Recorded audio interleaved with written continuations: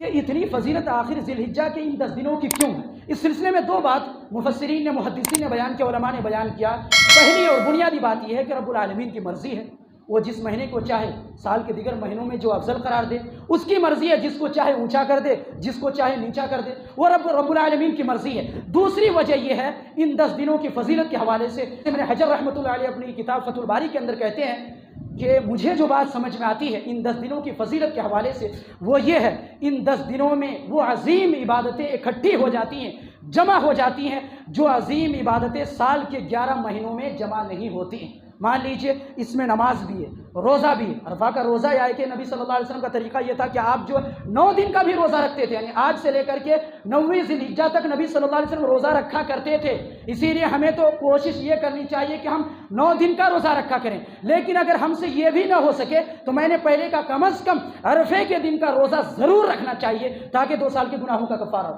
تو بہرحال تو حافظ ابن حجر کہتے ہیں کہ ان 10 دنوں میں نماز بھی ہے، روزہ بھی ہے، صدقہ بھی ہے، زکوٰۃ بھی ہے۔ بھائی زکوٰۃ جس کے اوپر واجب ہے اس کو تو نکالنا ہی اس مہینے میں، اگر کسی کے اوپر زکوٰۃ اس مہینے میں واجب ہوتی ہے، یا کہ اگر کسی کے اوپر جو زکوٰۃ واجب نہیں ہے لیکن عام صدقہ و خیرات تو کرتے ہی ہیں تو صدقہ بھی جمع ہو جاتا ہے۔ ساتھ ہی ساتھ ایک عظیم عبادت، وہ حج جیسی ایک عظیم عبادت ہے۔ اسی لیے انہوں نے کہا کہ یہ جو عظیم عبادتیں، بڑی بڑی عبادتیں، تمام عبادتیں انہی 10 دنوں میں جمع ہو جاتی ہیں۔ اب مان لیجئے رمضان کا مہینہ، رمضان میں نماز ہے، صدقہ ہے، زکوٰۃ ہے، لیکن حج نہیں۔ حج کسی مہینے میں نہیں ہے، صرف اور صرف ذی الحجہ کے مہینے میں آپ کو ملے گا۔ لہٰذا انہوں نے کہا یہ جو ذی الحجہ کے شروع کے 10 دنوں کی فضیلت ہے، ان کی ایک خاص بڑی وجہ یہ ہے کہ ان 10 دنوں میں بڑی بڑی عبادتیں جمع ہو جاتی ہیں۔ اسی لیے ہمیں ان 10 دنوں کی قدر کرنی چاہیے، ان 10 دنوں کے اندر بہت زیادہ عبادت کرنا چاہیے۔ خلاصے کے طور پر میں یہ کہوں گا، جب اتنی ساری فضیلتیں ہیں، اتنی ساری فضیلتیں ذی الحجہ کے شروع کے 10 دنوں کی، تو ہمیں آخر کرنا کیا چاہیے؟ کیا شریعت نے کوئی مخصوص اعمال بیان کیا؟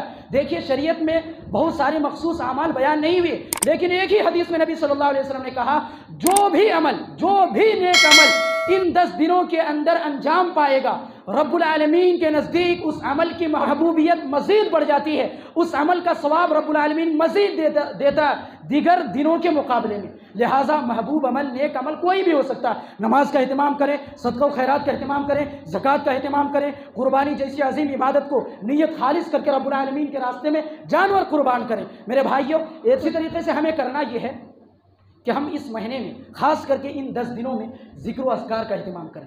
بھائی یہ تو آسان کام ہے، کوئی ضروری نہیں آپ مسجد میں بیٹھے رہیں تبھی ذکر و اذکار کریں، آپ تجارت میں لگے وہاں بھی جو ہے اللہ اکبر کہہ سکتے ہیں، الحمدللہ سبحان اللہ، جتنے بھی کلمات ہیں ذکر و اذکار کے، جتنے بھی کلمات ہیں تمام کلمات کو دہراتے رہیں، بالخصوص ان 10 دنوں میں۔ اس سلسلے میں نبی صلی اللہ علیہ وسلم نے امت کو خاص تعلیم دی ہے۔ آپ صلی اللہ علیہ وسلم نے فرمایا، مسند احمد کی صحیح روایت ہے، حدیث نمبر 5446، آپ نے فرمایا کہ سب سے عظیم ایام وہ ذو الحجہ کے شروع کے 10 دن ہیں۔ اس کے بعد جو آپ نے کہا فَأَكْثِرُوا فِيهِنَّ التَّكْبِيرَ وَالتَّهْلِيلَ وَالتَّحْمِيدَ، لہٰذا ضرورت ہے، آپ نے تمام لوگوں سے کہا ضرورت ہے کہ ان 10 دنوں میں زیادہ سے زیادہ ذکر و اذکار کیا کرو، ضرورت ہے کہ ان 10 دنوں میں زیادہ سے زیادہ تکبیر یعنی اللہ اکبر کہا کرو، ضرورت ہے کہ ان 10 دنوں میں زیادہ سے زیادہ تحمید یعنی الحمدللہ کہا کرو، ضرورت ہے کہ ان 10 دنوں میں زیادہ سے زیادہ تحلیل یعنی لا الہ الا اللہ کہا کرو۔ میرے بھائیو، سلف صالحین کا طریقہ یہ تھا، جیسا کہ حضرت عبداللہ ابن عمر اور اسی طریقے سے ابو ہریرہ رضی اللہ تعالیٰ عنہ کے حوالے سے آتا ہے، یہ دونوں صحابی باہر نکلتے تھے، مارکیٹ کی طرف جاتے تھے اور زور سے بلند آواز سے تکبیر کہتے تھے، بلند آواز سے اللہ اکبر۔ لوگوں کے ذہن و دماغ میں یہ بات بیٹھ جائے یہ جو سنت چھوٹ چکی ہے، یہ جو سنت مردہ ہو چکی ہے، یہ سنت دوبارہ زندہ ہو جائے۔ وہ تو ان کا زمانہ تھا سلف صالحین کا، ہمارے زمانے میں تو یہ سنت بالکل مردہ ہو چکی ہے۔ تو ہر جگہ تکبیر کی آواز بلند کریں تاکہ دوسرے لوگوں کے ذہن و دماغ میں یہ احساس پیدا ہو، ضمیر جو ہے بالکل زندہ ہو جائے، تاکہ وہ بھی آپ کی آواز سن کر کے اللہ اکبر کہے۔